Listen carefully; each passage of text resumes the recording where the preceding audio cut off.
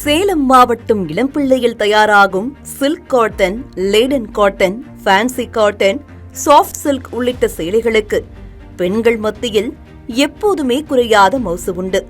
மற்ற சேலைகளை ஒப்பிடுகையில் இளம்பிள்ளையில் தயாராகும் இந்த சேலைகள் 10 ஆண்டுகள் வரை கூடுதலாக உழைக்கும் தன்மை கொண்டது. இதுவே இந்த சேலைகளுக்கு மக்கள் மத்தியில் கிடைக்கும் வரவேற்புக்கு முக்கிய காரணமாகவும் உள்ளது. இளம்பிள்ளையில் இருந்து தமிழகத்தின் முக்கிய நகரங்களுக்கும் வெளிமாநிலங்களுக்கும் இந்த சேலைகள் விற்பனைக்காக அனுப்பி வைக்கப்படுவது வாடிக்கை. குறிப்பாக பொங்கல் பண்டிகைக்கு 1 மாதம் முன்பே சேலைகள் அனைத்தும் வெளியூர்களுக்கும் வெளிமாநிலங்களுக்கும் விற்பனைக்கு சென்றுவிடும். ஆனால் இந்த முறை சூரத் சேலைகள் வருகையால் இளம்பிள்ளை சேலைகளுக்கு மவுசு குறைந்து விற்பனை கடுமையாக பாதித்துள்ளது.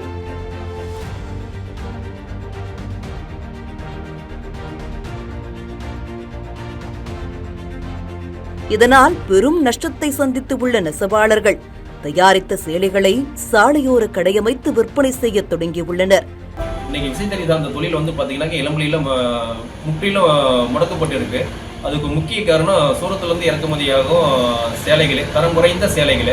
அந்த சேலைகள் என்ன பண்றாங்கன்னாக்க இங்க இருக்கிற வியாபாரிகள் இறக்குமதி ஆயிரக்கணக்கான சேலைகளை இறக்குமதி பண்ணி அதை இளம்பிள்ளை சேலையிலே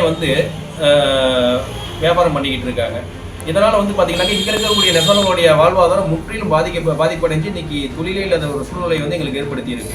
இதனால என்ன ஆகுதுனாக்கா நாங்க பேங்க்ல லோன் போட்டது பாத்தீங்கன்னா கட்ட முடியாத சூழ்நிலையை தள்ளப்பட்டிருக்கிறோம். குழந்தைங்களுக்கு ஸ்கூல் ஃபீஸ் கூட கட்ட முடியாத ஒரு சூழ்நிலையை உருவாகி இருக்கு.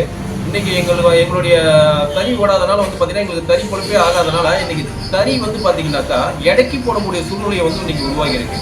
5 லட்சம் தொழிலாளர்கள் வாழ்வாதாரத்தை இழந்துள்ளதால் அவர்கள் பிழைப்பு தேடி வேறு வேலைகளுக்கு செல்ல வேண்டிய கட்டாயத்திற்கு தள்ளப்பட்டுள்ளனர். இறக்குமதியாகும் சேலைகள் இறக்குமதி பண்ணாம இளம்பிள்ளை சுற்றுள்ள தொழிலாளர்களும் விசைத்தறி தொழிலாளர்களுக்கு ஒரு வாழ்வாதாரத்தை ஏற்படுத்தி கொடுக்கணும்.